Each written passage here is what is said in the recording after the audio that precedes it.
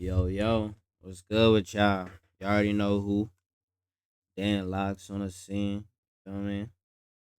On my action movie type John, you feel me? Take a flick. We on that House of the Dragons. They got another trailer. We got like what? Maybe like 4 more days before it drop. Y'all boys just lock in. So when it drop, we on it. Y'all already know. We must break the will of our enemy and end this war. The crown will pursue victory at any cost. I did not think they would be so eager to die. You see me a ruler, and the symbols look like of authority speaking are not up, though. jewels and gangs, They gonna but the start shield fighting this season. and the sword.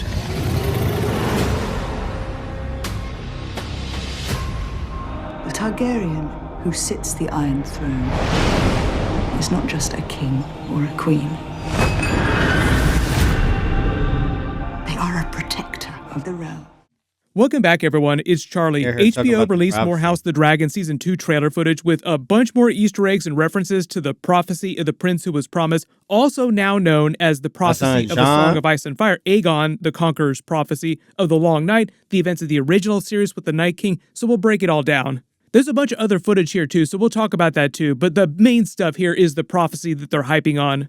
If you're brand new to the channel, I'll be doing videos for all the episodes just like I did for Season 1 and for the main show. more Be sure to days, subscribe like to get 3 or everything. 4. I'll also do a giveaway Yeah, for max 15. subscriptions once we actually get started with episodes in a couple weeks. We don't have to wait that long, so congratulations, you made it.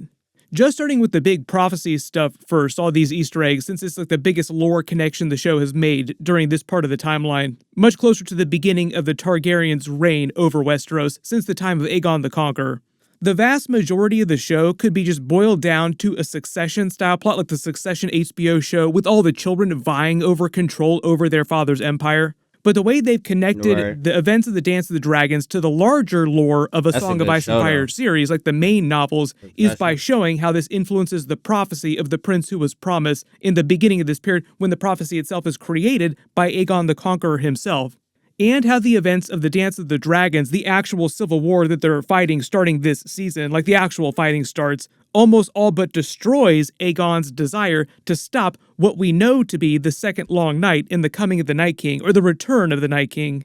And even though primarily during Season 1 we saw Viserys pass the knowledge of the prophecy, the existence of the White Walkers to Rhaenyra, the big caveat is that only the next successor, the next king or queen of the realm, wound up learning the prophecy, so it was only passed down from ruler to ruler.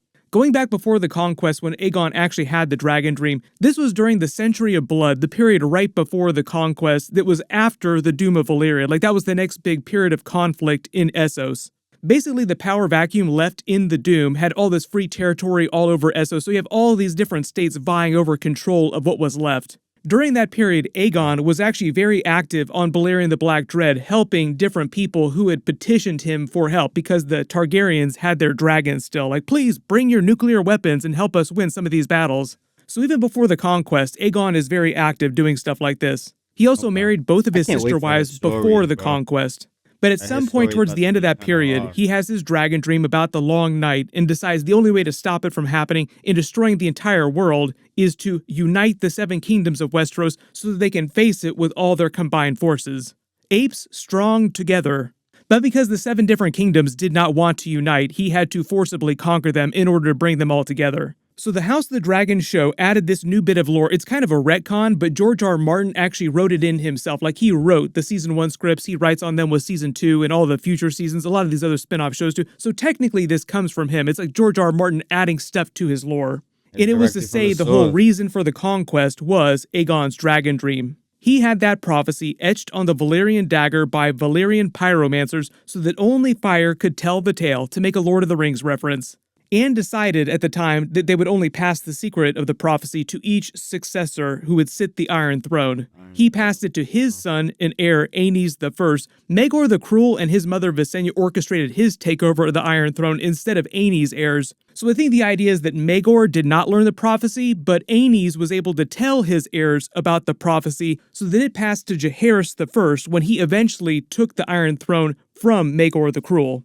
Then during the events of the Great Council, you have Viserys I being named the next heir. Jaehaerys tells him about the prophecy, and then he eventually tells Rhaenyra. Fun fact too, Aenys' first heir, who was supposed to sit the Iron Throne instead of Maegor the Cruel, was also named Aegon, so if he'd actually sat the throne, he would have been called Aegon II, not the one in present day. If Jon Snow had eventually sat the Iron Throne, he would have been named Aegon VI. You only get that extra little title like the 5th, the 6th, and so on if you actually sit the Iron Throne. So you have to imagine that the Targaryen family tree is littered across history with hundreds and hundreds of Aegons just because he was such a popular figure in their family that everybody wanted to name their kid Aegon. That's terrible. So in present day, you have to imagine that Rhaenyra is a very traditional, old-school Targaryen by the book. Even though she mentioned the prophecy to Daemon, so technically Daemon knows it now, even though it seemed like he didn't want to believe it, Rhaenyra would also choose to tell her chosen heir, who right now is Jaehaerys. Most people have no clue that in 2023, the best way to make money on Amazon is not.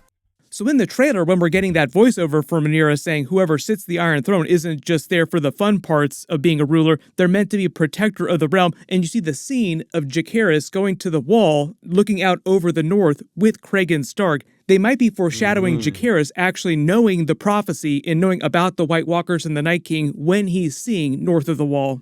It really changes what's going on during this scene too, which makes it so much more dynamic.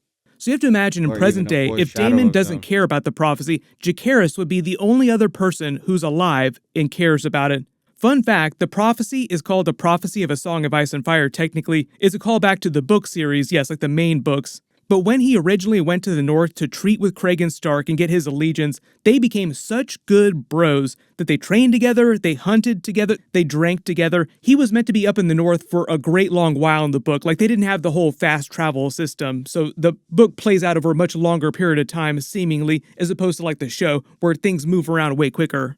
But before Jaehaerys left Winterfell, they formed a pact called the Pact of Ice and Fire because of the union of their two houses. Going back to the main series, in context of the overarching story, there was this long-standing theory that the prophecy was also misinterpreted because it was written in High Valyrian. So the prince who was promised is actually a non-gender term. Like, there's no Valyrian gender term for prince or princess, so it could have meant the prince or princess who was promised. So the real ultimate fulfillment of the prophecy was the union of ice and fire, like Jon Snow and Daenerys coming together, fighting the White Walkers and the Night King. They would have been the people Aegon the Conqueror saw in his dragon dream, but at the time he probably just didn't know it was them that he was seeing because it was so far off. I don't know who you are, but you will be of my blood at some point. And if you don't remember, Jon Snow and Daenerys were part of the same family. They did share blood together. Daenerys would technically be his aunt. There were all the jokes about that at the time, like get it on within the family. Jaime and Cersei would be proud. Jon Snow's northern values caused him to kind of revile that. Like, he didn't like the idea that they actually came from the same family. But Daenerys didn't care about it at all. Like, it didn't bother her a wink. In fact, before she was promised to Khal Drogo, back before the events of Season 1, she actually assumed that she would grow up and marry her brother, Viserys. Just like in present day, even though Alicent really hates the idea of Targaryens intermarrying within the family, you have Aegon II marrying his sister, Helaena Targaryen.